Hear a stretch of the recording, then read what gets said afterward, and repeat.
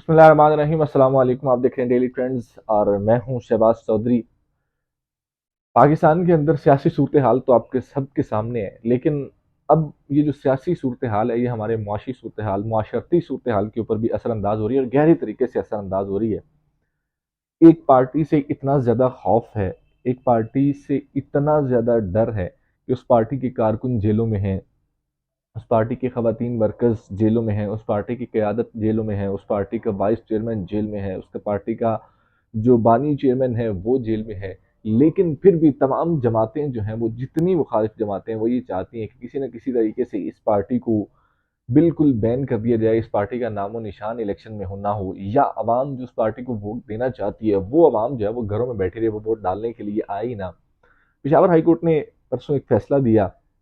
उस फैसले में पाकिस्तान तहरीक इंसाफ को बल्ले का निशान वापस दे दिया गया। 2-3 दिन के बाद कल शहबाज शरीफ साहब का उसके ऊपर रिएक्शन आया और उस दिन जिस दिन ये फैसला आया उस दिन पाकिस्तान मुस्लिम लीग नून की जानिब से एक पॉलिसी बयान जारी किया गया कि हम ना बल्ले से डरते हैं ना बल्ले वाले से डरते हैं, हम इलेक्शन में मुकाबला करेंगे। आज पाकिस्तान मुस्लिम लीग नून के जो सदर हैं शहबाज शरीफ साहब, उनका ये बयान सामने आया है कि जी पेशावर हाई कोर्ट एक सूबे की अदालत है और वो पूरे मुल्क के लिए कैसे फैसले कर सकती है। और पेशावर हाई कोर्ट ने जो पाकिस्तान तहरीक इंसाफ को बल्ले का निशान वापस दिया है, ये बल्ले का निशान जो वापस देना इलेक्शन कमीशन के ऊपर हमला है और पाकिस्तान के अंदर इलेक्शन प्रोसेस के ऊपर हमला है।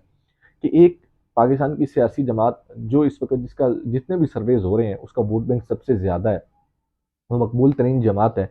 और उस मकबूल तरीन जमात से इलेक्शन उसके जो पार्टी का निशान है वो वापस ले लेना इलेक्शन के ऊपर हमला नहीं है। हाँ, अलबत्ता अगर अदालत उस निशान को पार्टी को वापस दे दे, क्योंकि अब इलेक्शन का शेड्यूल जारी हो चुका है, उस पार्टी ने इलेक्शन में तो जाना ही जाना है, कोई ना कोई निशान तो उसने लेके जाना है।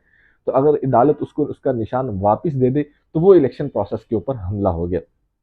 कल इस्लामाबाद के अंदर एक बड़ी गंभीर सूरत हाल उस वक्त पैदा हुई जब एक शौकत खानम एक ऐसा इदारा है पाकिस्तान के अंदर जो लोगों के लिए फ्री इलाज मुआवजे की सहूलत और कैंसर हॉस्पिटल, पाकिस्तान के अंदर शायद ये वाहिद कैंसर हॉस्पिटल था सबसे पहले, अब तो कुछ और भी बन गए।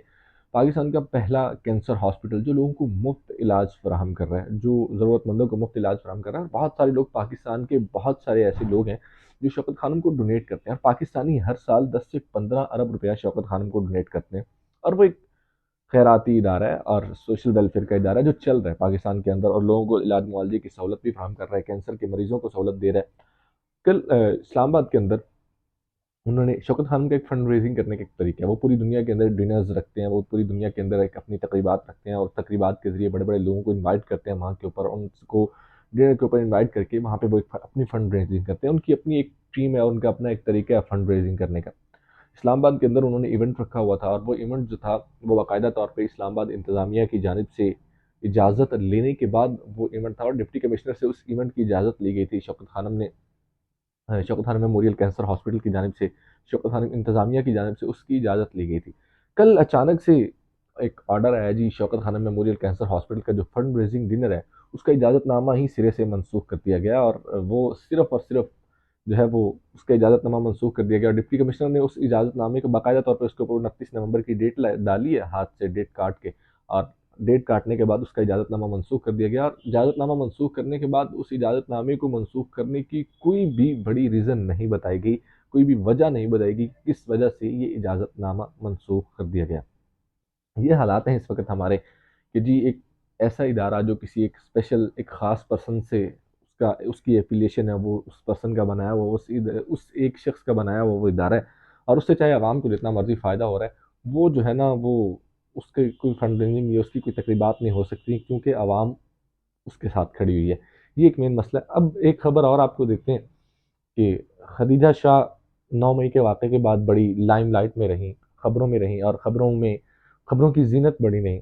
लाहौर हाई कोर्ट ने उनको ज़मानत दी, बहुत सारी अदालतों ने उनको ज़मानत दी, फिर उनको 3 एमपीओ के तहत बंद कर दिया गया और फिर उसके ऊपर जाके केस किया गया। अब उनको बाकायदा तौर पे ज़मानत मिल गई है और उनकी रिहाई भी हो चुकी है। 9 मई की जो सबसे बड़ी और सबसे पहली जो ज़मानत है, वो खदीजा शाह की हुई है और उनकी रिहाई भी हुई है। और बार-बार यही कहा जा रहा था कि खदीजा शाह की ज़मानत और रिहाई नहीं हुई थी और बार-बार ये भी कहा जा रहा था कि खदीजा शाह से प्रेस कॉन्फ्रेंस करवाई जाएगी इस तरीके से। अलबत्ता उन्होंने प्रेस कॉन्फ्रेंस तो नहीं की। अब उनकी रिहाई अमल में लाई जा चुकी है और उनको ज़मानत भी मिल चुकी है। एक जो अहम खबर हमने आपसे शेयर करनी है वो है, कल इस्लामाबाद हाई कोर्ट ने एक बड़ा फैसला दिया साइफर ट्रायल को रोकने के लिए और फिर उसके बाद बेसिकली शाहमूद कुरैशी साहब के साथ जिस तरीके से परसों जो सलूक किया गया, उनको गिरफ्तार किया गया 3 MPO के तहत, जब साइफर केस में उनको ज़मानत मिली, फिर उनको 3 MPO के तहत गिरफ्तार कर लिया गया। जब उनको 3 MPO के तहत भी जो वो हुक्मनामा मुअत्तल किया गया, तो उसके बाद फिर उन्हें किसी और 9 मई के वाक़े में जो है वो गिरफ्तार कर लिया गया और हथकड़ियाँ लगा के कल अदालत में पेश किया गया। आज इस्लामाबाद हाई कोर्ट ने 3 MPO के तहत जितनी भी गिरफ्तारियां उसको गैर कानूनी करार दे दी है और डिप्टी कमिश्नर के जो इख्तियारात हैं उसको कलअदम करार दे दिया। ये एक बड़ी डेवलपमेंट आज सामने आ रही है। इस्लामाबाद हाई कोर्ट आज इसके ऊपर मजीद भी फैसला देगी। इससे पहले शहरियार अफरीदी को भी 3 MPO के तहत नज़रबंद रखा गया। वो जब से जो है वो रिहा हुए हैं, उनको 3 MPO के तहत उनके घर में ही नज़रबंद रखा गया है। बहुत सारे और पाकिस्तान तहरीक इंसाफ के दीगर रहनुमा हैं जिनको 3 MPO के तहत नज़रबंद, जब किसी के ऊपर किसी को एक ऐसे जिसको तमाम ज़मानतों में तमाम जो मुकदमों में है ज़मानतें मिल जाती हैं, तो मुकदमों में ज़मानतें मिलने के बाद उनको 3 MPO के तहत गिरफ्तार कर लिया जाता है। डर सिर्फ एक है कि किसी न किसी तरीके से पाकिस्तान तहरीक इंसाफ की क़यादत या पाकिस्तान तहरीक इंसाफ के जो रहनुमा हैं, चाहे वो तीसरे दर्जे की क़यादत ही क्यों ना हो, वो इलेक्शन में निकल के अवाम को मोबिलाइज़ ना कर लें। क्योंकि अगर अवाम को मोबिलाइज़ करेंगे तो नौरीन तो पहले ही रो रही है, तो फिर नून भी रोएगी और नून इतना रोएगी कि इलेक्शन तक जो है ना वो सबको चीज़ें क्लियर होना नज़र आ जाएगी। और नौरीन शायद चुप कर जाए, लेकिन नून चुप नहीं करेगी। नून जो है वो रोती रहेगी और नून अपने इलेक्शन के मामलात को जिस तरीके से लेके चल रही है, हालात इस वक्त ये हैं कि पाकिस्तान मुस्लिम लीग नून के जो कायदीन है या जो लीडरशिप है, वो ये चाहती है कि किसी न किसी तरीके से पाकिस्तान तहरीक इंसाफ ऑलरेडी क़यादत उड़ी हुई है।